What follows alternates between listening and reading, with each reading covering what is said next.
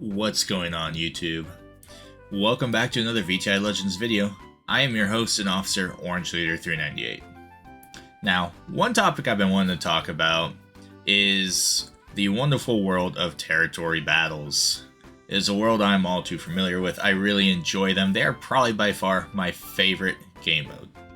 Now, today, we're going to be talking about Rise of the Empire and kind of the basics that go along with it.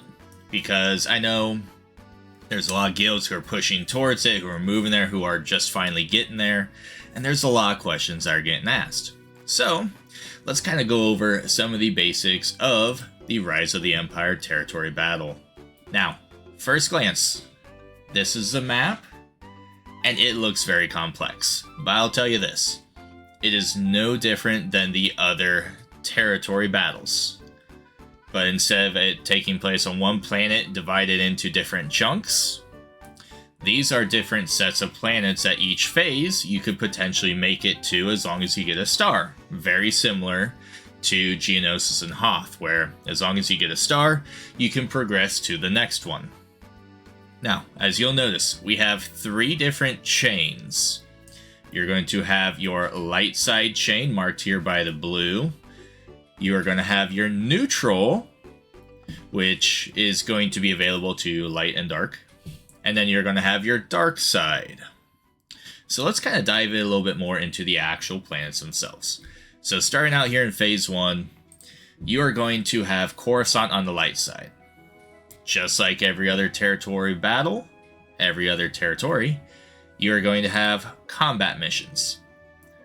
Now, in the previous territory battles, these missions have been vital to getting stars.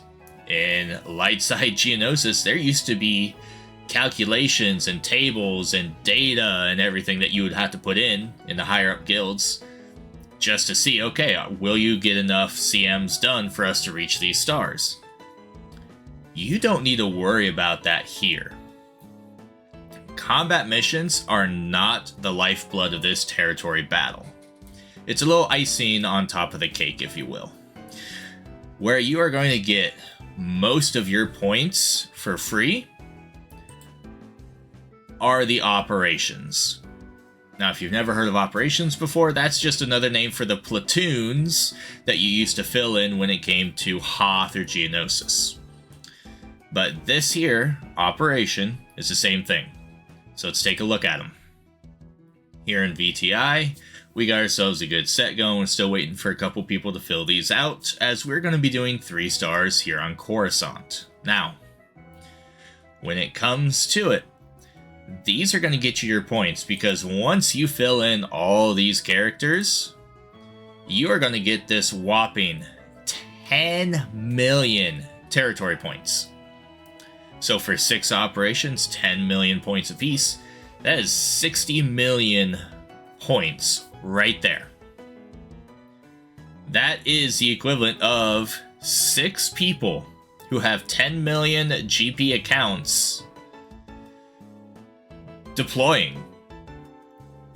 So if you can add that for free on top of those 6 people, you have essentially doubled how much you deployed there.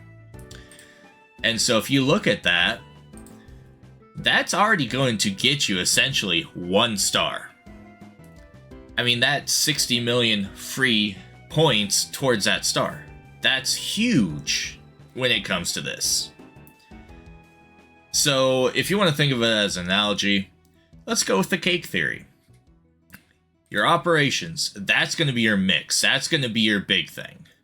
Your deployment is going to be like the oven, where, okay, you're going to solidify it, you're going to make sure you got everything in there. And then once it's all cooked together, you're going to have combat missions that you can do on top of that. Now, if you're new and some of the mechanics, maybe you're not quite familiar with them.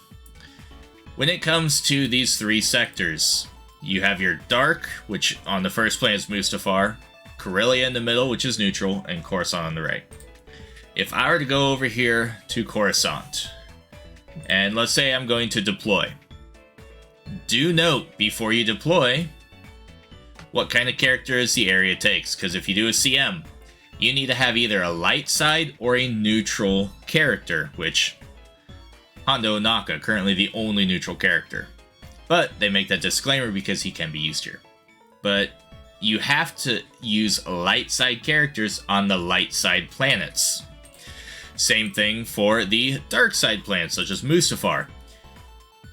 You have to use dark side characters, or neutral, on that planet. And then in the middle, Corellia and all those future planets up, you can use either, as long as they meet the requirements. So this one has Dr. Aphra requirement, but I could put General Kenobi, Jedi Master Kenobi, as well as, the BT, the 000, all with Aphra for this mission. It is not single to just light or dark, it's both in these middle. Now, another common question is, what if I deploy too early? Well, I'm going to show you something. I have yet to do a combat mission. And what I'm going to do is I'm actually going to take light side. I'm going to select all. And I'm going to deploy. I have not done any combat missions. All I have done is operations thus far. So I'm going to hit deploy. Boom, my GP is added. And does that mean I'm done because I deployed? For me, the answer is no, because I have plenty of characters who can do other things. Because, believe it or not, as long as they are deployed on that planet, they can go ahead and keep doing the combat missions on that same planet. So I can come in here, I can do this battle, and I'm going to have all these characters available. Now where people get to think, oh hey, I have characters available, let's go over here, let's do a mission. Notice how I no longer have my characters from the light side, only the dark side. Because as soon as you deploy them on that planet, they are on that planet. That is where they can get used. They will not be used elsewhere. So if you realize, oh no, I wanted to use a couple light side ships here, like for example, oh boy, I didn't realize I wanted to use the Executor. And I just took the Razor Crest and deployed the Razor Crest on Coruscant. So now, if I wanted to do this, I couldn't use the Razor Crest because it's not there. So, always make sure that you are careful with your deploy, especially when you're going to be working with a middle planet as well, a neutral one. Because this could be a place where you're like, hey, I want to use my Rebel Officer Leia Organa here with her Omicron and just breeze through this mission. Well, because it's deployed on a different planet, you can't use it here this phase. So, that's definitely something to kind of be aware of as you're playing this. So, that's all I really got for you guys for this video. In terms of just kind of the basic introduction to RoTE. Just to kind of recap, operations are a big thing. So make sure you fill out the operations as instructed by your officers. They have a plan for you. Make sure you follow that plan. Those points are vital. If you can get 60 million free points on the planet, do it. It's worth it. Deploy. Making sure you got all the deploy in there. Because that, along with the operations, are probably about 95% of what your score is going to be in the end of the 6 phases. As long as everyone deploys and everyone does the operations, your guild's going to be fine. Combat missions are third.